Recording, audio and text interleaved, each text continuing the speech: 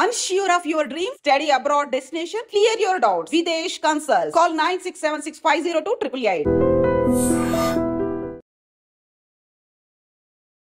నమస్తే, welcome to I dream. హైదరాబాద్లో కొత్త కల్చర్ ఒకటి స్టార్ట్ అయింది. దగ్గర ఐ థింక్ ఒక 8 నుంచి సంవత్సరం అవుతుందేమో. కో లివింగ్ కల్చర్ అట. ఏందో అసలు మంచి తక్కువ కానీ చెడువే జల్దిన మనం తీసేసుకుంటాం కదా. అట్లనే హైదరాబాద్ విస్తరిస్తుంది కాబట్టి హైదరాబాద్లో మొత్తం షాపింగ్ మాల్ అనుకోండి, లేకపోతే డిఫరెంట్ పీపుల్ అన్ని ఇండియాలో ఉన్నటువంటి అన్ని స్టేట్స్ దగ్గర నుంచి అందరు వచ్చి మన దగ్గర ఉంటే ఆహా ఓహో అనుకుంటున్నాం. కానీ ఈ కో లివింగ్ కల్చర్ ఏంది మాట్లాడదాం. అసలు లీగల్ ఇష్యూస్ ఏమన్నా ఉంటాయా? ఇవి ఎట్లొచ్చినాయి? అసలు హాస్టల్స్ అసలు ఎవరు పోతారు? అక్కడ ఏం జరుగుతుంది? ఎవరికన్నా తెలుసా? అసలు పేరెంట్స్కి ఎంతమంది మేము ఇట్లా కో లివింగ్ హాస్టల్స్లో ఉంటున్నామని వాళ్ళ పిల్లలు చెప్తున్నారు? ఇవన్నీ మాట్లాడదాం. మనతో పాటు ఉన్నారు సీనియర్ అడ్వకేట్ కంపల్లి ఉదయకాంత్ గారు. సార్ నమస్తే, ఎట్లున్నారు సార్? బాగున్నాను. Yes sir. కో లివింగ్ అట ఏందో అసలు ఆ పదం వింటేనే ఎట్లనో అవుతుంది సార్. హాస్టళ్ళు ఓకే, కో లివింగ్ హాస్టల్స్ ఏంది సార్? కో లివింగ్ మీరు ఇంత ఎగ్జాగరేట్ చేసి మాట్లాడుతున్నారు. కో లివింగ్ అంటే తప్పేం లేదు. ఇద్దరు కలిసి ఉండడం కో లివింగ్ అంటారు. కలిసే ఇద్దరు ఎవరు అనేది ఇంపార్టెంట్. కో లివింగ్లో లివింగ్ స్టైల్ ఏంటనేది ఇంపార్టెంట్. లివింగ్ స్టైల్లో విధానాలు ఏంటనేది ఇంపార్టెంట్. దాని తర్వాత ఉంటున్న వ్యక్తులు ఎవరనేది ఇంపార్టెంట్. ఉంటున్న వ్యక్తులు ఏం చేస్తున్నారు అనేది ఇంపార్టెంట్. చేస్తున్న వాళ్ళు చేస్తున్నారా, వాళ్ళ ద్వారా ఇంకెవరైనా చేయించుతున్నారనేది ఇంపార్టెంట్. మరి చేసేవాళ్ళు చేసేది వాళ్ళు ఇష్టపూర్వకంగా చేస్తున్నారా, లేదంటే ఇంకోరు ఇన్ఫ్లుయెన్స్తో చేస్తున్నారా, లాభానికి చేస్తున్నారా, నష్టానికి చేస్తున్నారా, లేదంటే కనుక ఇంకొకరి లాభానికి వీళ్ళు ఏదైనా చేస్తున్నారా? చేస్తుంది తప్ప ఒప్ప. చట్టాలలో ఒకటి చెప్తుంది చూడండమ్మా. ఎంతైతే చట్టాలలో స్ట్రింజెంట్ యాక్షన్స్ ఉన్నాయో, శిక్షలు ఉన్నాయో, శిక్షలను తప్పించుకోవడానికి అన్ని వెసులుబాట్లు ఉన్నాయి. ఒక్క నేరానికి శిక్షించడానికి ఒక్క సెక్షన్ అయితే ఆ నేరం నుంచి తప్పించుకోవడానికి 10 సెక్షన్లు 10 చట్టాలు వాళ్ళని తప్పించే విధంగా ఈరోజు మన చట్టాలు ఫ్రేమ్ అయి ఉన్నాయి. మనం ఇచ్చే యొక్క రైట్ అంటే రాజ్యాంగం రాసిన ఏదైతే కాన్స్టిట్యూషన్లో ఏదైతే రైట్స్ ఉన్నాయో దాన్ని సూపర్సీడ్ చేయడానికి వేరే చట్టాలు వేరే విధానాలుగా ఈరోజు ఇంప్లిమెంట్ అవుతున్నాయి, పబ్లిక్లోకి వాడబడుతూ ఉన్నాయి. మనం అంటున్నాము కో లివింగ్ అంటే ఇద్దరు కలిసి ఉండడమే కో లివింగ్ అంటే. కానీ కో లివింగ్లో వీళ్ళు ఏం చేస్తున్నారు అనేది అక్కడ మనము మాట్లాడుకోవాల్సిన అంశం. ఇప్పుడు మనం అన్నట్లుగా 8 నెలల నుంచి 9-10 నెలల నుంచి మనం చూస్తున్నాం. ఎక్కడ చూసినా కూడా కో లివింగ్స్ ఉన్నాయి, రూమ్స్ ఉన్నాయి, హాస్టల్స్ ఉన్నాయి. చలో ఓకే, ఐ అగ్రీ, ఉండడం తప్పు కాదు. ఉన్న దాంట్లో వాళ్ళు ఏం చేస్తున్నారనేది అది తప్ప ఒప్ప దాన్ని నిర్ధారించడానికి వాళ్ళు చేస్తున్న యాక్టివిటీస్కి సంబంధించిన చట్టాలు వాటి మీద పని చేయాలి. వాటి మీద నిద్రాని ఎవరిది? సరే, పర్మిషన్స్ అయితే ఇచ్చిండ్రు. హాస్టల్స్కి and co living hostels or రూమ్స్కి వాట్ ఈస్ ద డిఫరెన్స్? మరి హాస్టల్స్ వన్ థింగ్, ఒక హాస్టల్ ఒకరు ఉండొచ్చు. కో లివింగ్ అంటే ఇద్దరు ఉండొచ్చు. కానీ ఇద్దరు ఆడమోగా ఉండొచ్చా, ఉండరాదా? ఈరోజు మనకు ఫార్చునో అన్ఫార్చునో మన సుప్రీంకోర్టు ఏం చెప్పిందంటే ఆడమోగా కలిసి ఉండడం తప్పు కాదని చట్టం ఉంది. కలవడం తప్పు కాదంటే, శారీరక సంబంధం పెట్టుకోవడం తప్పు కాదంట ఉన్నది. అది కనుక చేస్తే రాజ్యాంగ ఉల్లంఘన అవుతుంది అంటుందండి. కాన్స్టిట్యూషన్ రైట్ను మనం వైలేట్ చేసినట్టు అవుతుందని చెప్పేసి సహజీవనాన్ని లీగలైజ్ చేసింది మన భారత సుప్రీంకోర్టు.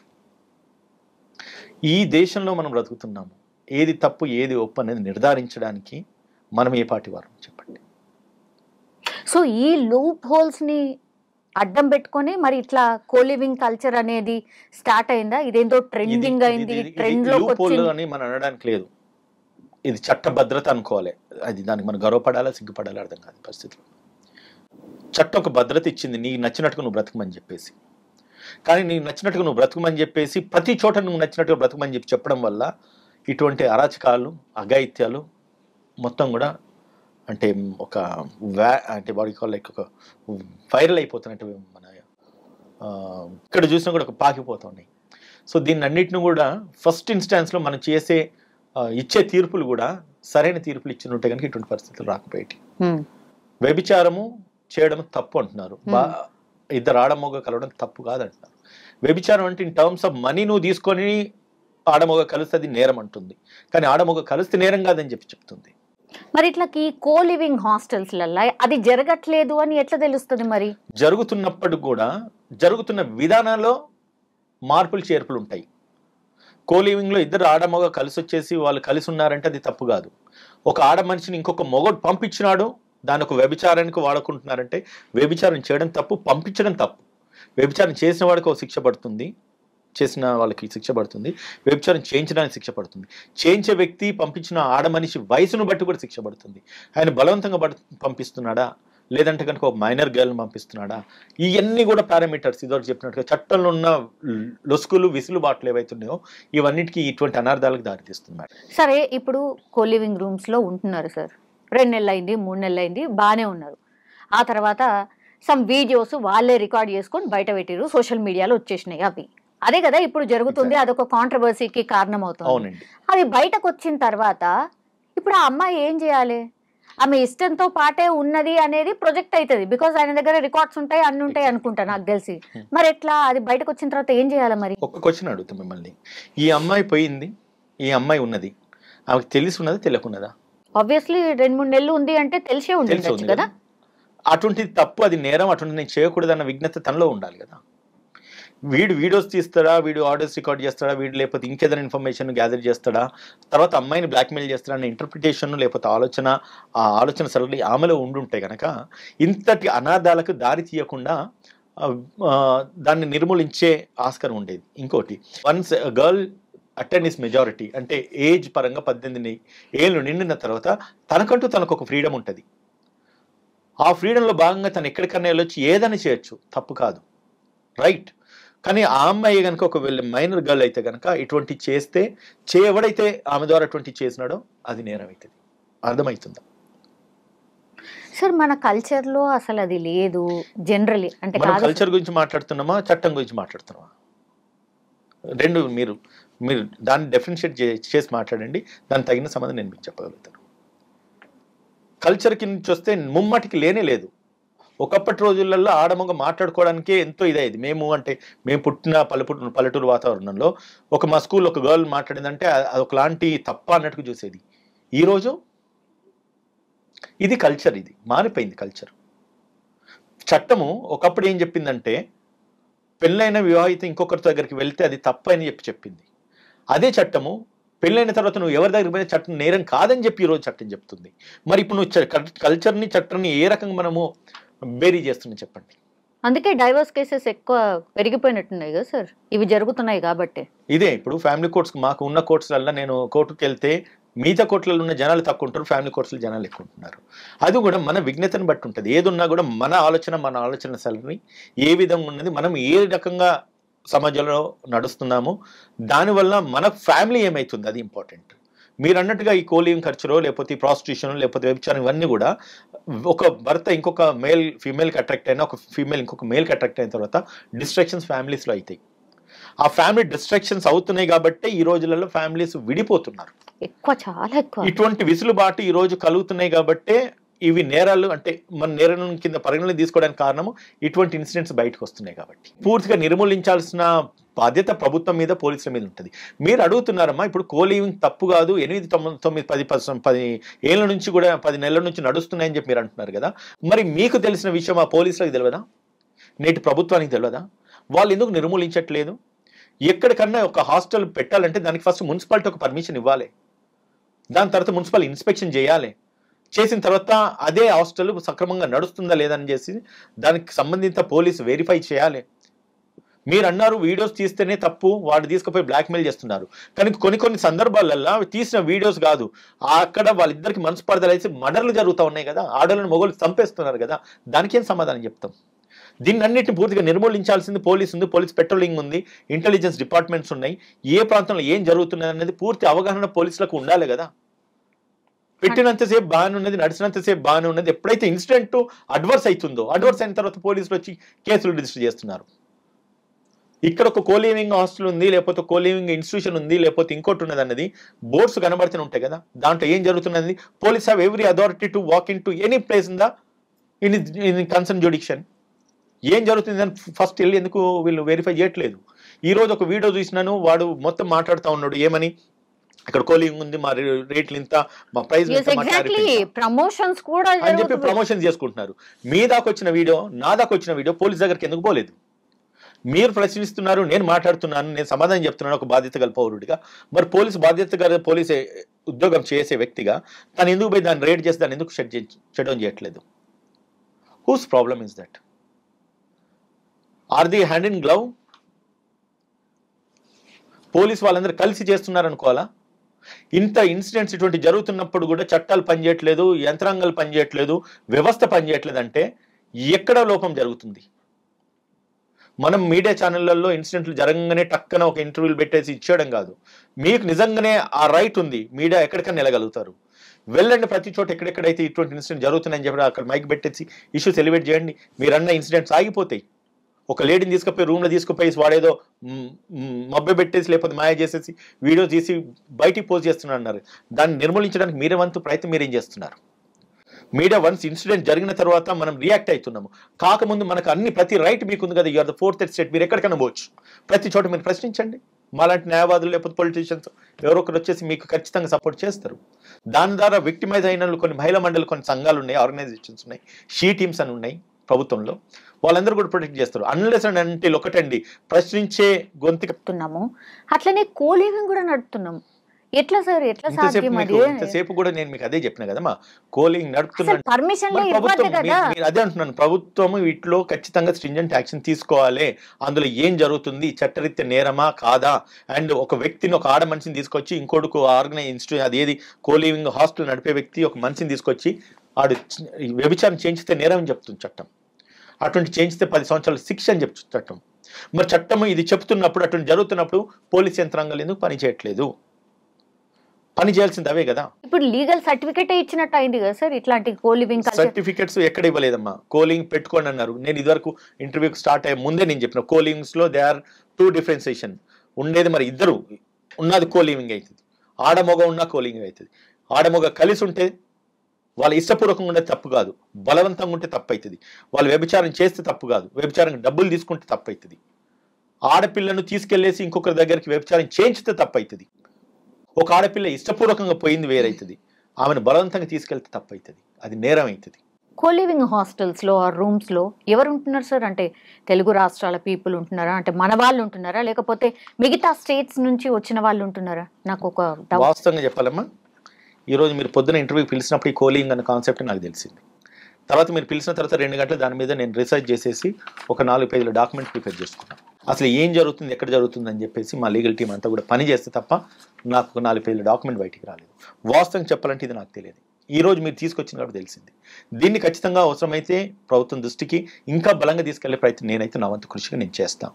అండ్ మీలాంటి మీడియా ఛానల్ వాళ్ళు కూడా నాకు సహకరించండి. అండ్ ఇది పూర్తిగా ఇరాడికేట్ అయితే ఒకటమ్మా, ఏదో వేరే రాష్ట్రాల నుంచి వస్తున్నారు, ఉద్యోగాల గురించి అని వస్తున్నారు, ఇక్కడ ఉంటున్నారు ఆడపిల్లలు. వేరే రాష్ట్రాల నుంచి ఉద్యోగాల నుంచి వస్తున్నారు, మగవాళ్ళు ఇక్కడ ఉంటున్నారు. ఈ వేరే రాష్ట్రాల నుంచి వచ్చేసి మన రాష్ట్రాన్ని, మన ఊరు కల్చర్ని పాడు చేస్తా ఉన్నారు. ఎగ్జాక్ట్లీ ఆ కన్సర్న్ మన రాష్ట్ర ప్రభుత్వం మీద కానీ రాష్ట్ర ప్రభుత్వ యంత్రాంగాల మీద ఉండాలి. ప్రతిదీ ముఖ్యమంత్రి పర్యవేక్షించాలి, లేకపోతే ప్రతిదీ డీజీపీ పర్యవేక్షించాలి, ప్రతిదీ ఇంకటి కాదు. ప్రతి చోట ప్రతి పౌరుడికి, ప్రతి సిటిజన్కి దీని మీద ఒక అవగాహన ఉండి, దీని మీద నిజంగా వాళ్ళకంట ఒక ఓన్ కన్సర్న్ ఉంటే ఖచ్చితంగా దీన్ని మనం నిర్మూలించగలుగుతాం. సరే, వాళ్ళు ఆడమొగ కలిసి ఉన్నారు, హ్యాపీగా ఉన్నారు, there is no issue at all. But ఆ అట్మాస్ఫియర్ చుట్టూ కల్చర్ను పాడు చేస్తూ ఉన్నారు. ఆ కల్చర్ను ప్రొటెక్ట్ చేయాల్సిన బాధ్యత, ధర్మము, నైతిక విలువలు ప్రతి ఒక్కరి మీద ఉంటాయి. ప్రతి ఇండివిజువల్, ప్రతి ఒక్క భారతదేశ పౌరుడి మీద ఉంటుంది, ప్రతి ఇండివిజువల్ మీద ఉంటుంది. అది ఆ వ్యక్తిత్వ మార్పు మనలో రావాలి. ఒక చోట ఒక బిల్డింగ్ ఉంది, దాని మీద ఒక 50 మంది ఆడళ్ళు మొగాళ్ళు కలిసి వస్తున్నారు, తిరుగుతున్నారంటే చుట్టుపక్కల ఉన్న ఫ్యామిలీస్ మీద ఇంపాక్ట్ అవుతుంది. ఆ ఫ్యామిలీస్ కు పుట్టిన పిల్లలు, యంగ్ గర్ల్స్ మీద ఇంపాక్ట్ అవుతుంది.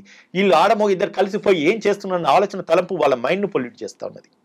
దీన్ని పూర్తిగా నిర్మూలించాల్సిన బాధ్యత ప్రభుత్వం మీద ఉన్నది, మనలాంటి బాధ్యత గల పౌరుల మీద ఉంటుంది. మనం చేయాల్సిన బాధ్యత పూర్తిగా సక్రమంగా నిర్వర్తించే చోట మనం నిర్వర్తించినప్పుడు, ఇటువంటి ప్రశ్నించే తత్వాలు బయటకు వచ్చినప్పుడు మనం నిజంగా తలెత్తుకొని గర్వంగా తిరగలుగుతాం. ఈ నేరాన్ని నిర్మూలించగలిగినామని. వాళ్ళకేం సంబంధం లేదమ్మా. కానీ వచ్చి ఆడవాళ్ళని ఈరోజు నేను వీడియోలో చూస్తే చాలా బాధ అనిపించింది నాకు. ఈ రూమ్కి పోతే ఇంత, ఆ రూమ్కి పోతే ఇంత, ఈ రూమ్కి పోతే నువ్వెవడిరా నిర్ధారించడానికి? ఒక మహిళ రేట్ వీడు నిర్ధారిస్తున్నాడు. ఆ మహిళకి ఏ పరిస్థితిలో ఆమె అక్కడికి వచ్చిందో తెలియదు. బ్రతకలేని పరిస్థితి. అంటే ఈరోజు లేడీస్ అంటే ఆడలు బ్రతకాలంటే వేరే వేస్ ఉన్నాయి. మానన్నో లేకపోతే శరీరాన్ని అమ్ముకొని బ్రతకాల్సిన పరిస్థితి ఈరోజు వచ్చిందంటే ఇట్స్ ఆల్ మనలో ఉన్న అంటే డిఫెక్ట్సే కదా. ఆ ఫెసిలిటీ ఆ ప్రభుత్వం కల్పించలేకపోతుంది, వాళ్ళ జీవనోపాధి కల్పించలేకపోతుంది. పోనీ అది మన డిఫెక్టే కావచ్చు, వాళ్ళు ఇష్టపూర్వకంగా ఉన్నారు కావచ్చు, వాళ్ళు డబ్బులు చేసుకొని వాళ్ళ బ్రతుకు వాళ్ళ జీవనోపాధి గడుస్తుంది కావచ్చు. మనం క్వశ్చన్ చేయడానికి ఎటువంటి రైట్ మనకు లేదు. కానీ చేయించే వాళ్ళు చేయించుతున్నారు చూడండి, అది తప్పని నేనంట. దాని ద్వారా కల్చర్ పాడైపోతుంది, అది తప్పని నేనంట. ఆ కల్చర్ పాడైపోవడం వల్ల మన పిల్లలు, మన ఇంట్లో ఆడవాళ్ళు ఎఫెక్ట్ అవుతారు, లేకపోతే మన ఇంట్లో మగ పిల్లలు, లేకపోతే మన పుట్టిన పిల్లలు ఎఫెక్ట్ అవుతారు, అది తప్పని నేనంట.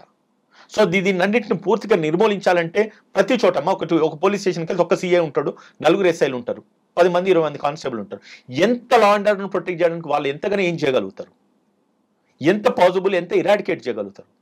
అంటే నేనేమంటున్నానంటే మనము ఈరోజు సరే ఈ ఇంటర్వ్యూ 10 మంది చూస్తారు, 100-1000 మంది చూస్తారు, అది తెలియదు. కానీ చూసే ప్రతి వ్యక్తి ఇన్స్పైర్ కావాలి, వాళ్ళ చుట్టూ ఏం జరుగుతుందో వాళ్ళు గమనించాలి. అది తప్పంటే ఖచ్చితంగా ప్రశ్నించాలి, ప్రభుత్వం దృష్టికో పోలీస్ దృష్టికో తీసుకెళ్ళాలి. డైల్ 100 ఉన్నది, మీరు చేసినట్టు ఖచ్చితంగా రికార్డ్ అవుతుంది. వన్స్ ఒకసారి డైల్ 100 కొడితే పోలీసులు వచ్చేసి ఎక్కడ ఏ తప్పు జరిగినా కూడా వాళ్ళు ఖచ్చితంగా చర్య తీసుకుంటారు. వాళ్ళు తీసుకోకపోతే కోర్ట్స్ ఉన్నాయి, లేదంటే కనుక ప్రభుత్వం హైయర్ అఫీషియల్స్ ఉన్న వాళ్ళకి ఇన్ఫార్మ్ చేయాలి. ఇవన్నీ పోలీసులకు తెలిసి జరుగుతున్నాయి, తెలియక జరుగుతున్నాయి అని చెప్పేసి ఈ రోజు ఈ ప్లాట్ఫామ్లో నేను అనలేను. కానీ ఒకవేళ పోలీసులకు తెలిసి జరిగితే దాన్ని పూర్తిగా నిర్మూలించాల్సిన బాధ్యత పోలీసుల మీద ఉంటుంది. ఎన్ని ఉంటాయి మన సిటీలో, ఎన్ని ఉన్నాయి ఇప్పటికే? ఎన్ని ఉన్నాయంటే ఈ రోజు ఇది ఉన్నదని చెప్పి ఈ రోజే నాకు తెలిసింది అంటున్నాను. వాస్తవంగా హానెస్ట్గా చెప్తున్నాను. నేను తెలుసుకున్న తర్వాత నేను రీసెర్చ్ చేస్తే ఇన్ని విషయాలు బయటకు వచ్చినాయి. ఉద్యమం అన్నది మొదలన్నది 1 నుంచి కౌంట్ మొదలైతే 100 పోతుంది, 100 నుంచి 1,00,000 కోటికి పోతుంది. స్టార్ట్ విత్ 1, ఏదో ఒక చోట ఒక స్టెప్ వేయండి. మీ ఇలాంటి ఛానల్స్ లేకపోతే ఇంకెవరన్నా అవి నిర్మూలించుతాయి. దాన్ని మన అట్లీస్ట్ మన చుట్టూ మన కల్చర్ని మనం కాపాడుకోగలుగుతాం, మన పిల్లల్ని మనం కాపాడుకోగలుగుతాం. ఇది బ్యాడ్ కల్చర్ అని చెప్పేసి మన పిల్లలకు మనం తెలియజేయగలుగుతాం. ఎక్కడి నుంచి ఏదో రాష్ట్రం నుంచి ఇక్కడికి వచ్చేసి ఈ రాష్ట్రాన్ని ఇంత పొల్యూట్ చేసి నాశనం పట్టిస్తున్నారు, మనం మౌనం వయసు నాకెందుకు అనుకుంటాం.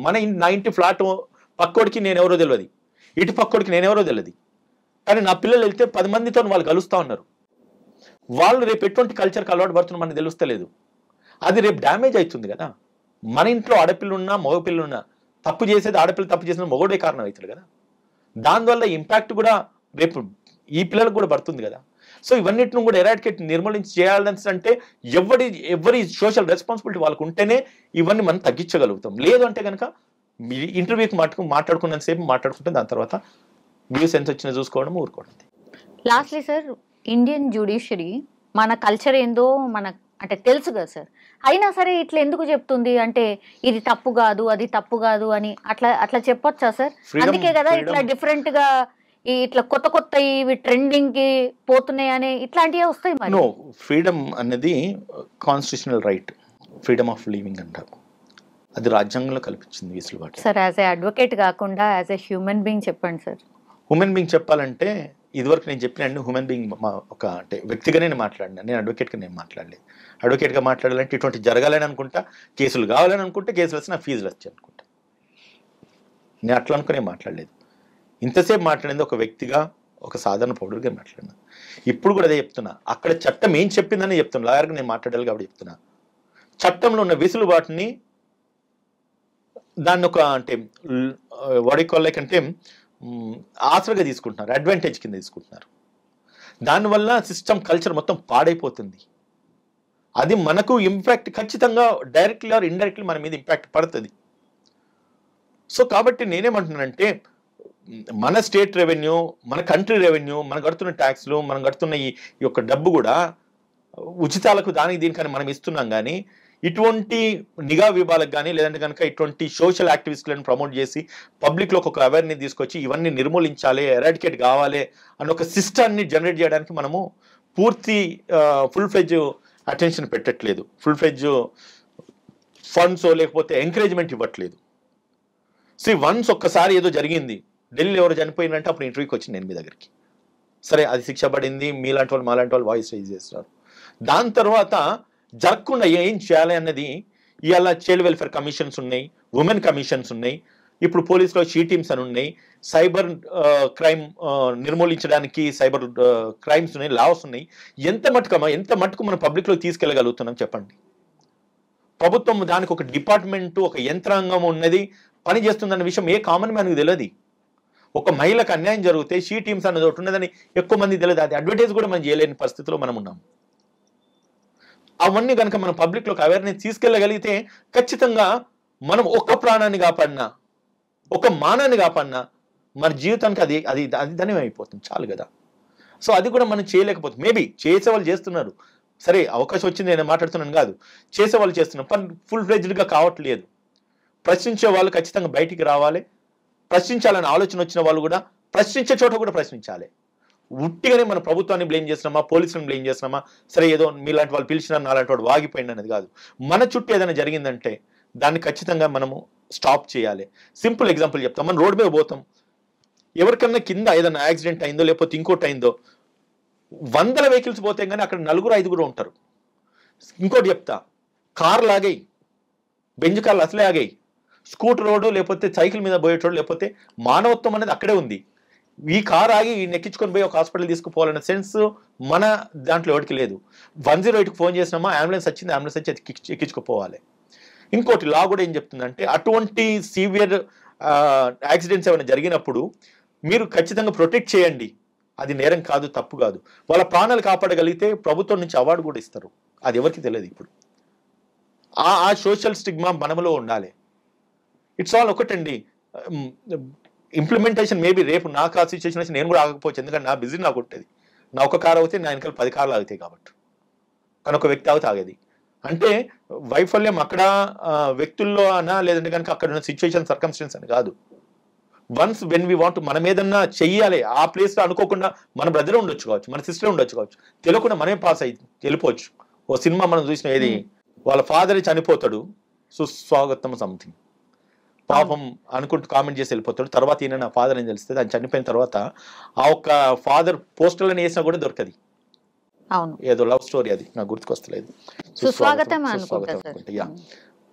అటువంటి ఇన్సిడెంట్స్ ఎన్నో ఉంటాయి. అంటే ఈ సందర్భం అదే వచ్చింది కాబట్టి చెప్తున్నా, ఉమెన్ యొక్క మనిషి యొక్క ఆలోచన సరళని మార్పు రావాలి. ఎవడైనా మన కారు ముందుకెళ్ళి మన కట్టుకోడి పోతే ఓ అని అరుస్తాం. అరిసింది వీడు వినడు, వాడు వినడు, మన పక్క ఉన్నదని మనకు కాంట్ అయిపోతుంది, బ్లేమ్ అయిపోతుంది, మన ఇమోషన్ వీక్ అవుతుంది. సో ఇవన్నీ changes should come from our inner feelings నుంచి, మన లోపల నుంచి రావాలి. ఈ అంత సోషల్ రెస్పాన్సిబిలిటీ, సోషల్ స్టిగ్మా అంతా కూడా ఒక్కొక్క ఇండివిజువల్ నుంచి మొదలైతే, మీరు అంటున్నట్టుగా ఈ కోలింగ్ రూమ్స్ పెట్టిన చుట్టుపక్కల అపార్ట్మెంట్స్ లేవా, స్కూల్స్ లేవా, కాలేజెస్ లేవా, పోలీస్ డిపార్ట్మెంట్ లేదా, పోలీస్ జ్యుడిక్షన్ వస్తలేదా, జిహెచ్ఎంసీ జ్యుడిక్షన్ వస్తలేదా, వాడు పర్మిషన్ ఎట్లా ఇచ్చినాడు, ఇచ్చిన తర్వాత దేనికి వాడబడుతుంది, ఇన్స్పెక్షన్ చేయరా, వాడు ట్యాక్స్ కడుతున్నాడు గవర్నమెంట్కి, లేకపోతే కరెంట్ బిల్లులు కడుతున్నాడు, ఖచ్చితంగా అది రికార్డ్ అయి ఉంటుంది కదా. దాని మీద ఎందుకు ప్రభుత్వ యంత్రాంగాలు పనిచేయట్లేదు? అంటే అఫ్కోర్స్ ప్రభుత్వాల మీద, పోలీసుల మీద ప్రెజర్ ఉంటుంది, ఉండదని నేను కాదు అంటలేను. కంప్లైంట్ దగ్గరకు వచ్చినప్పుడు నేను చర్య తీసుకుంటాను అనుకుంటే సరే, వచ్చినప్పుడు ఇటువంటి అడ్వర్స్ సిచ్యువేషన్స్లో మొత్తం కొలాప్స్ అయిపోయిన, డ్యామేజ్ అయిపోయిన తర్వాత వస్తే what is the use? We cannot prevent, right? Prevention is better than cure అంటాం. ఒక గాయము అయిన తర్వాత దానికి మందు పెట్టేదానికి గాయం కాకుండా చూసుకుంటున్నా ఏం కదంటాం. సో అది జరగట్లేదు ఇక్కడ. సో దాన్ని అందరి ఎవ్రీ ఇండివిజువల్ నుంచి రావాలండి. మీలో ఇప్పుడు వచ్చిన ఈ ప్రశ్నించే తత్వము, సరే ఉదయం అడ్వకేట్ లీగల్ అవేర్నెస్ ఇస్తాడు అనే దానికంటే కూడా ఆ ప్లేసెస్లో మీరు వెళ్ళి చూడండి, అక్కడ మైకులు పెట్టండి. Let's see where we can start, where we can stop. అక్కడి నుంచి మనం చేంజెస్ తీసుకోవడానికి ప్రయత్నించేద్దాం.